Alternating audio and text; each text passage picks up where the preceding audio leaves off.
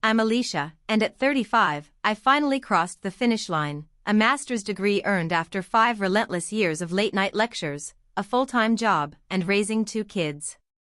I should have been beaming up there on that stage, but all I could see were the 5 empty chairs I'd reserved for family who never came. Diploma in hand, surrounded by cheers and camera flashes, I felt like the only one without someone waiting for me afterward. This moment was everything to me. To them, apparently, it was nothing. The sting got sharper after the ceremony when my phone lit up. It was an urgent text from my husband. If you've ever been let down by the people you thought would be in your corner no matter what, you know that pain. I'd been married to Nathan for 12 years, he was 37, a steady software developer in Seattle. Together, we had Ethan, our 14-year-old in full teenage don't-be-seen-with-me mode, and Sophia, our bright 11-year-old already absorbed in her social life. We lived in a comfortable, modest 4-bedroom with a small backyard, perfect for those rare sunny days. I worked as a financial analyst at Franklin Financial Services for almost a decade. The hours were long, sometimes 50+ a week, but I had a reputation for precision and for staying calm with difficult clients.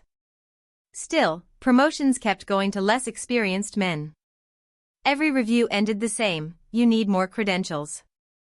A bachelor's is fine, but for senior management, you'll need a master's. After being passed over for the 3rd time, I decided I'd get that MBA, whatever it took. The university across town had evening classes for working professionals. It would take 5 years part-time. I thought I was ready for the grind, but I hadn't realized how exhausting it would be. Mornings started at 5:30, breakfast, lunches, work. 3 nights a week, I'd race from the office to class from 6 to 9 p.m., coming home to dirty dishes and unchecked homework. Weekends weren't rest, they were for essays, research, and group projects, shut away in my home office while Nathan took the kids to soccer or parties. One night, I overheard Ethan tell his dad, "Mom's always studying. She never has time for us." That cut deep, but I told myself it was temporary. This was for a better future, for stability, maybe even that Disney trip they'd been begging for. My brother Derek didn't make things easier. 3 years older, he'd always been the golden child. Successful in real estate, living by the water, no kids, free to travel and indulge in his expensive hobbies. Our parents, in California, never hid their favoritism. When we were kids, they showed up for every one of his football games, but often skipped my academic events. As adults, they'd help him renovate his kitchen at the drop of a hat, but couldn't make it when I needed a babysitter for finals. Once, when I confronted my mom, she said, "Your brother's just more fun. You're always so serious and busy." The irony wasn't lost on me. Apparently being responsible was a flaw. Even so, I kept going. I studied after the kids were asleep, stayed up until 1 or 2 a.m., reviewed flashcards at lunch, skipped vacations, and turned down social invites just to keep up. Nathan supported me at first, picking up extra chores, reassuring me when I felt overwhelmed. But over the years, his patience thinned. "How much longer will this take? The kids barely see you," he'd say. 2 more years. Then it was 1 more. Then just a few months. By the time graduation was near, our marriage felt strained. Nathan had settled into his own routines with the kids, often going to family gatherings without me. I'd missed so much that they'd learned to function without my presence. Which is why that ceremony mattered so much. It wasn't just about the degree or the career bump. I wanted my kids to see their mother finish something hard, to know education is worth pursuing at any age. I wanted my family there, cheering. 6 months before, I told Nathan, "I want everyone there. You, the kids, my parents, even Melissa. This is a big day for all of us." He smiled, squeezed my hand. Of course. We wouldn't miss it. I booked 6 guest tickets immediately, 1 for each of them. My parents wrote the date on their calendar. My mom's "we'll try our best" carried the usual doubt, but I stayed hopeful. Melissa, my sister in Phoenix, was thrilled. "I'm so proud of you. I'll book my flight next week."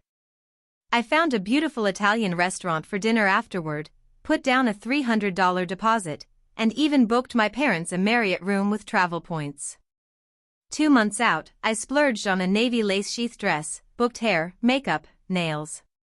When Sophia saw me try it on, she said softly, "You look pretty. Like in your wedding pictures." Then, 3 weeks before graduation, trouble surfaced. Derek called, something he rarely did. After a few obligatory questions about school, he dropped it casually.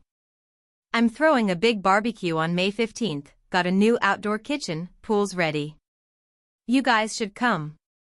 My stomach sank. When Derek casually mentioned his big barbecue plans, I felt my stomach drop. "Derek, that's my graduation day. I've had it on everyone's calendar for months." There was a short pause on the line. "Oh, right, I forgot," he said, unfazed. "Couldn't you move it to another weekend?" I asked, keeping my voice steady. "Not really. I've already invited around 30 people, including clients who'll only be in town then. But hey, when does your thing end? Maybe you could swing by afterward." My jaw tightened. "The ceremony starts at 2 and probably runs until 5, then I've got dinner reservations." "But that's not the point, my family should be at my graduation." Derek let out a dismissive laugh. "Come on, Alicia. It's just a graduation. You already did this for your bachelor's. This is, what, a certificate saying you took more classes?" 5 years of late nights, stress, and missed moments with my kids, reduced to some extra classes. I was too stunned to speak. He kept going. "Mom and Dad already said they're coming to my barbecue. They're bringing Aunt Susan and Uncle Joe, too. You know how rare it is to see them." My voice shook with frustration. "So you told them about your party before even asking me about the date? Even though you knew my ceremony was coming up?" "I didn't think it was such a big deal," he shot back. "You're 35, not 22, it's not like it's your first time." We went in circles for another 10 minutes before I hung up, shaking with anger. My next call was to Mom. "Derek planned his barbecue on my graduation day. You can't possibly go to that instead." She sighed softly. "Oh dear, that's unfortunate timing. Couldn't one of you reschedule?" "No, Mom. Universities don't rearrange commencement for individual students. I told you about this half a year ago. It's just, your aunt and uncle will be there, and you know how much your father enjoys Derek's parties. Maybe we can make it to both?" It was like talking to a brick wall. She seemed more concerned about ribs and potato salad than my 5 years of sacrifice. By the end of the call, she was hinting I was selfish for not understanding their choice. That night, I poured it all out to Nathan. He rubbed my back while I fought back tears. "They've always been like this," he murmured. "But you've still got me and the kids. We'll be your cheer squad. That's what counts." I clung to that promise. "Swear to me you'll be there, all of you." "Nothing could keep us away," he said, kissing my forehead. The day before graduation, I was buzzing with nervous excitement. My cap and gown were hanging neatly in the bedroom, my shoes shined, my phone and camera charged. But in the pit of my stomach, something felt off. 2 days earlier, my parents had emailed, formally, almost coldly, that they'd chosen Derek's barbecue over my graduation. They'd celebrate with me some other time. I deleted the message without replying. Then my sister Melissa called to say her youngest had come down with chickenpox. She couldn't come either. "At least I've still got you and the kids," I told Nathan while making dinner. He nodded vaguely, eyes glued to his phone. I noticed he'd been texting all day, but I didn't think much of it, until my phone rang. It was Mom. "Just checking, are the kids still coming to Derek's tomorrow? He's got games planned, and Sophia and Ethan are on the list." I froze. "What? No. They're coming with Nathan to my graduation. Oh, that's strange. Derek said Nathan mentioned bringing them. There'll be other kids their age, a lifeguard for the pool, they'll have more fun than sitting in a long ceremony. I set the pot of pasta down, hands trembling, and stared at Nathan. Why does my mother think you're taking the kids to Derek's barbecue? He kept his eyes on the cutting board. I might have mentioned they were excited about it. They heard about the pool and games from their cousins. And you told Derek you'd bring them, without asking me? Finally, he looked up her guilty, but a little defiant. Be reasonable, Alicia. 3 hours of sitting still while names are read, they'll be bored out of their minds. My voice rose. So instead of teaching them to show up for their own mother, you're teaching them that fun comes first? This degree is 5 years of sacrifice for our family. Don't you think they should see that hard work matters? I do, he said with a heavy sigh. But Ethan's been talking about swimming with his cousins, and Sophia's excited Jasmine will be there. Derek invited her family too. The truth was clear, but I still asked. You want to take them to a barbecue instead of watching me graduate with honors? Nathan tried to soften it. We could compromise. I'll take the kids to Derek's, then meet you for dinner. Or I could come to the ceremony alone and pick you up afterward. I stared at him, stunned. Do you hear yourself? This isn't a negotiation. This is my graduation. One of the biggest days of my life. You're overreacting, Nathan muttered, his tone clipped. It's just a graduation. Those words landed like a slap, the same dismissive phrase Derek had used earlier. Just a graduation. As if 5 years of my life were nothing more than a minor scheduling inconvenience. 5 years, Nathan, I said, my voice trembling. 5 years of missed bedtimes, of studying until 2 in the morning, of using every vacation day for exams instead of family trips. 5 years of you complaining I wasn't around enough, of the kids asking where I was, of me drowning in guilt while pushing through exhaustion. And now, the one day I want, just one day of recognition, you're telling me a barbecue is more important. The kids should have a say, he shot back. They're 14 and 11. Of course they'd rather go swimming than sit through speeches. That's exactly why parents are supposed to make choices based on values, not what's more entertaining. The argument spiraled quickly. Ethan and Sophia came downstairs, drawn by the volume of our voices. Once they realized what we were fighting about, their loyalties were obvious, Ethan scoffing that only nerds care about graduations, Sophia crying that I was trying to ruin their fun. I went to bed without touching dinner. Nathan stayed on the couch, a rare thing for us. Lying there, staring at the ceiling, I kept asking myself how we got here. How did my own family become so blind to what mattered to me?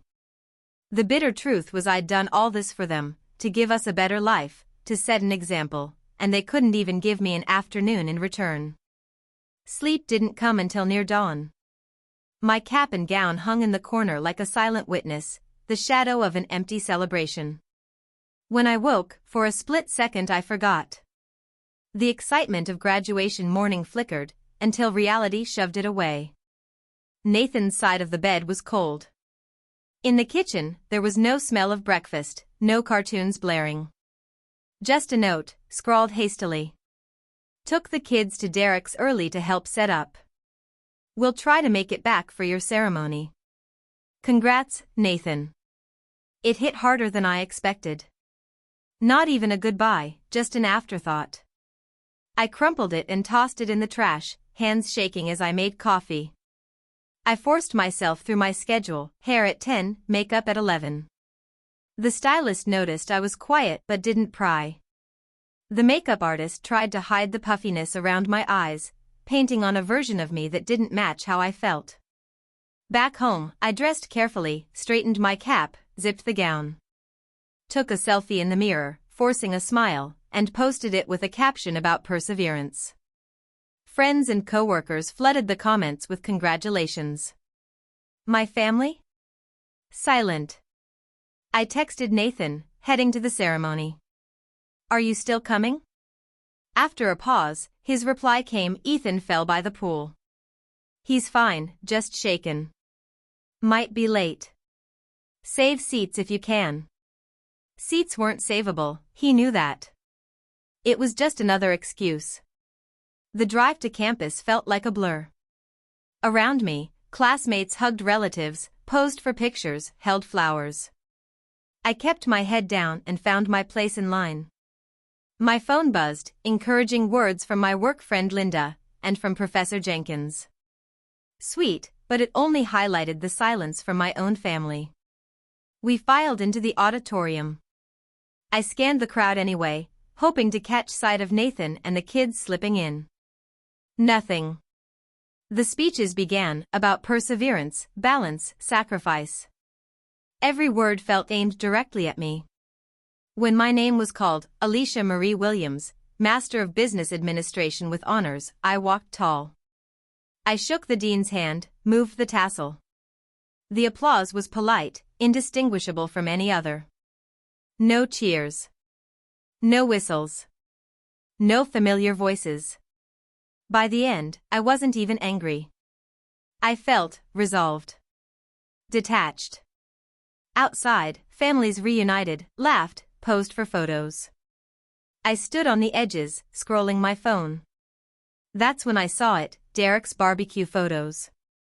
My parents. Nathan. The kids. All smiling around a fire pit, roasting marshmallows. Posted 30 minutes earlier, right in the middle of my ceremony. Something inside me cracked. I slipped away to a quiet spot behind the science building and let the sobs take over, ugly, makeup-smearing sobs. When I finally caught my breath, I decided to cancel the dinner reservation. No point in pretending. That's when my phone lit up. A text from Nathan, "We need to talk. Urgently." And right above it, 45 missed calls from him. All in the last hour. My stomach dropped. 45 calls could only mean one thing: something was terribly wrong.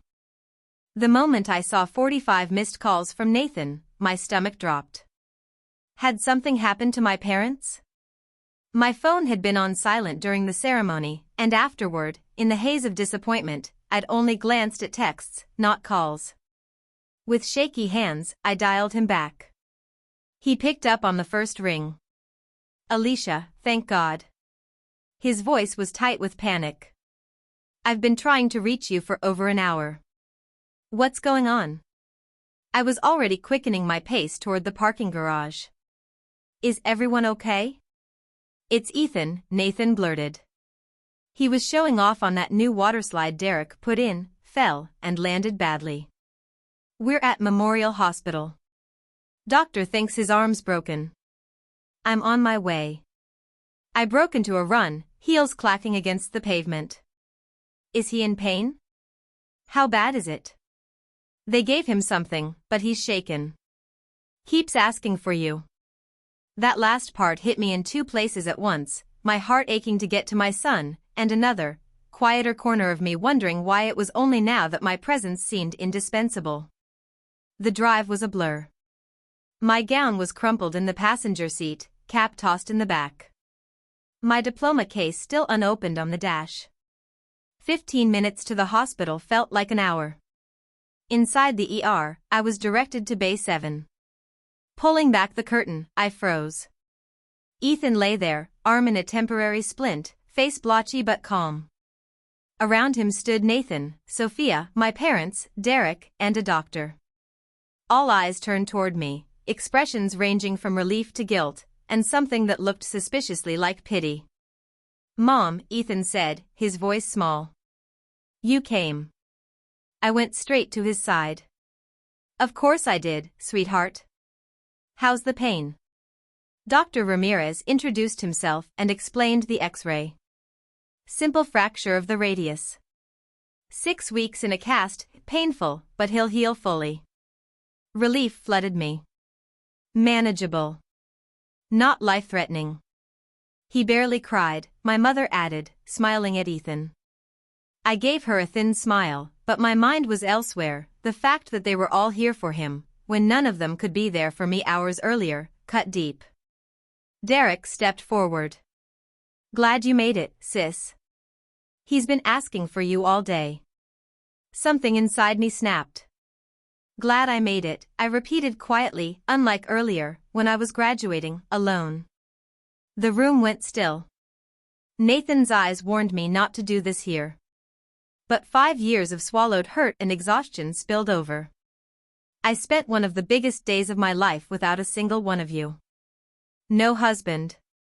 No kids. No parents. Not even a text. Because a barbecue was more important than 5 years of sacrifice. "Alicia, this isn't the time," my father began. "When is the time, Dad?" My voice wavered. "When I'm back to being invisible? When I'm back to being the one who always puts everyone else first?" "Honey, we didn't know it mattered this much," my mother said gently. "It's just a ceremony." "Just a ceremony," I echoed. "Just a degree. Just my life." Derek tried to pivot. "What matters is Ethan's okay. This was an emergency." "And if there hadn't been an emergency?" I shot back. "Would any of you have even thought about me today?" No one answered. Nathan stepped in. "You're right to be upset. But Ethan needs calm right now." I looked at my son's worried eyes. He didn't deserve to be caught in the crossfire. "You're right," I said, steadying my voice. "Let's focus on him." I stayed by Ethan's side until the nurse came to take him for his cast. I offered to go with him, partly for him, partly for the escape. As we walked, he said softly, "Sorry I missed your graduation, Mom. I really wanted to go to the party. Dad said it'd be okay." "It's not your fault, sweetie," I told him. "Grown-ups made those choices." "But you're sad." "Yes," I admitted. "I am sad. But I'm also proud of myself. And I hope one day you'll understand why today mattered." "I'm proud of you too," he said. "Even if I didn't see you get your diploma thing?" His words meant more than anything else I'd heard that day. When we returned, my parents and Derek had wandered off to the cafeteria with Sophia. Nathan handed me discharge papers. "Doctor says he can go home. We just need to fill the prescription." "I'll take him," I said briskly. "Alicia, about today." "Not now," I cut him off. "Not in front of Ethan." Just then, my phone rang. Linda's name lit up the screen, my coworker who had promised to be at the ceremony. "Alicia, where are you? I've been looking for you everywhere. I thought we were meeting at the fountain after the ceremony." In the whirlwind of the emergency, our arrangement had slipped completely from my mind. "Linda, I'm so sorry.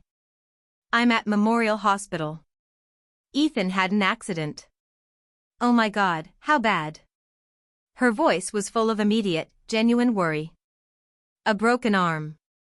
We're about to leave now. Do you need anything? Food, company, someone to grab his prescriptions?" Her thoughtful offer contrasted so sharply with my family's behavior that it caught in my throat. "Actually, if you could come by later, I'd really appreciate it." "Of course. I'll bring dinner. Text me your address." When I ended the call, I caught Nathan watching me with a strange expression. "Who was that?" "Linda from work. She showed up to my graduation, since no one else did," I answered pointedly. "She's bringing dinner." Before he could reply, my parents, Derek and Sophia returned with cafeteria coffees and snacks. My mother fussed over Ethan's new blue cast, my father asked about follow-up appointments, and Derek lingered quietly in the back. "We're taking Ethan home," I told them evenly. "He needs to rest." "We'll come too," my mother insisted. "You'll need help settling him in." No, my voice was firm, more so than I expected from myself. "Thank you, but no. Linda's bringing dinner, and I can handle my own son." The quiet that followed was thick and satisfying in a small, vindictive way. But we came all this way, my father protested. We planned to stay the night. You can go back to Derek's. I'm sure the barbecue's still going. They left looking hurt, but for once, I didn't soften to make them feel better. Back home, I got Ethan settled on the couch, his arm propped with pillows, his favorite show on. Sophia slipped to her room. Nathan lingered, waiting for the conversation we both knew was coming. I'm going to change, I said, motioning to the graduation dress I still wore. Then we'll talk. Upstairs, I peeled off the navy fabric that now felt more like a costume than a celebration. In comfortable clothes, with my face washed clean, I returned to the kitchen where Nathan was unpacking the pharmacy bag. Alicia, I know you're angry. Angry doesn't even cover it. I feel betrayed, Nathan. By you most of all. Shame flickered in his eyes. I messed up. I thought the kids would have more fun at Derek's. I didn't realize. How could you not realize? I've been talking about this for months. I asked you to promise you'd be there. I know. I'm sorry. It seemed harmless at the time. A compromise means both people agree, I said bitterly. You didn't compromise, you decided for me that my milestone didn't matter. He ran a hand through his hair. You're right. I screwed up. But does one mistake erase 12 years of marriage? 5 years of me supporting you through your degree? Supporting me? I let out a sharp laugh. You complained every step. You made me feel guilty for studying. And today, you picked my brother's party over me. That's not fair, he argued. I've held the house together while you were gone 3 nights a week. And I worked full-time while studying every weekend for 5 years to create a better future for us. I've never once missed one of your milestones. Silence hung between us. What do you want me to do? He asked at last.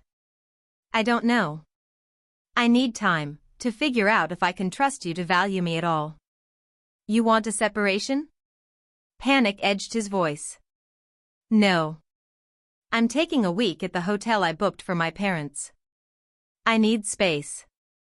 Alicia, be reasonable. Ethan needs his mother. He has a father who's capable of making choices without me. He'll be fine. I'll check in daily. The doorbell rang, Linda with dinner and a graduation gift, a leather portfolio with my initials, a card signed by coworkers. We're so proud of you, she said, hugging me. Simple words that hit harder than anything my family had said. After dinner, I explained to the kids that I'd be gone for a few days, not because of Ethan's accident, but because I needed quiet to think. Sophia, sharper than I'd given her credit for, asked, Is it because we missed your graduation? Partly, I admitted. But mostly, I just need to decide what's next for me. The next morning, I packed my bag and drove to the hotel, alone, but lighter somehow. Loss and release. For the first time in years, I'd chosen myself over everyone else. The guilt I expected never came, only a new, steady sense of self-respect. In the days that followed, my phone lit up with messages. My parents left a tearful voicemail, finally admitting they'd been selfish. Derek sent a lavish bouquet with a card confessing he'd put himself first. Nathan called every night, his voice tightening as it sank in that I was serious about the distance I needed. I used the week to think about my relationships, my career, and the shape I wanted my future to take. I visited Ethan daily, bringing little gifts to help him adjust to life with one working arm. I had lunch with Sophia at school, assuring her that family rough patches could be worked through. I met with my boss to discuss the senior analyst role promised once I finished my degree. By the week's end, my conclusions were clear. My family's absence had exposed how little weight they gave to my milestones, but it also sharpened my understanding of my own value and the boundaries I had to enforce. When I drove home, exactly 1 week after my graduation, I carried a clarity I hadn't felt in years. That time alone had been transformative, giving me space to process my anger without rushing into forgiveness just to keep the peace. Nathan was waiting on the porch, a careful smile on his face. Inside, the house was neat. Later I learned he'd hired cleaners, a gesture that spoke volumes about the work I usually carried alone. "The kids are at school," he said. I thought we could talk. We sat at the kitchen table, a place that had seen countless meals and homework sessions. "I've been thinking about us," he began, "and about how I failed to be there when it mattered." I met his eyes. "I've been thinking, too, about what I need from this marriage now." For the first time in years, he seemed ready to listen. "I need my accomplishments to be respected. I need a partner who values my goals alongside his own. I can't be the automatic parent, the constant housekeeper, the one whose needs always come last." Nathan didn't bristle. He nodded. "You're right. I've put you last and complained about your absence. It wasn't fair." We talked for hours, about his fears that my degree might make me outgrow him, about my resentment at carrying the mental load. We agreed on real changes: outside help with chores, shared parenting duties, and a fairer balance. When the kids came home, we had a family meeting. I explained that things would be shifting, that my new position at work meant everyone would pitch in more. Surprisingly, both agreed. Ethan promised lawn care once his arm healed. Sophia took on laundry sorting. They seemed relieved to contribute. I spoke with my parents and Derek separately. My parents came first, bringing gifts and a generous check, which I returned. "This isn't about money," I told them. "It's about a lifetime of my achievements taking second place to Derek's." My father looked stunned. "We didn't realize." I answered, "That's the problem. You never asked." Derek's turn came next. "I never meant to overshadow you," he said. "Intent doesn't erase impact," I replied. "Your barbecue could have been any weekend, but you chose my graduation." He admitted he'd grown used to being the family's center of attention. We agreed it would take work to change. The weeks after brought slow healing. Ethan's cast filled with signatures as his arm mended. My promotion came through with a raise and private office. The extra income meant hiring weekly cleaning help. Nathan kept his word, sharing parenting and openly celebrating my wins. Even the kids showed new appreciation. A month later, Derek surprised me with a small party in my honor, friends, colleagues, cake, and a heartfelt speech about my persistence. My parents brought a framed graduation portrait. It wasn't just a celebration, it was proof of a shift in how they saw me. As I hung my diploma in my new office, I realized my graduation day, once tainted by hurt, had become the spark for a deeper transformation. I'd learned that defending my worth didn't mean losing my family, it meant building healthier ties. That boundaries weren't walls, but bridges to more honest connections. And that my value isn't defined by who shows up for me, but by the pride I hold in myself.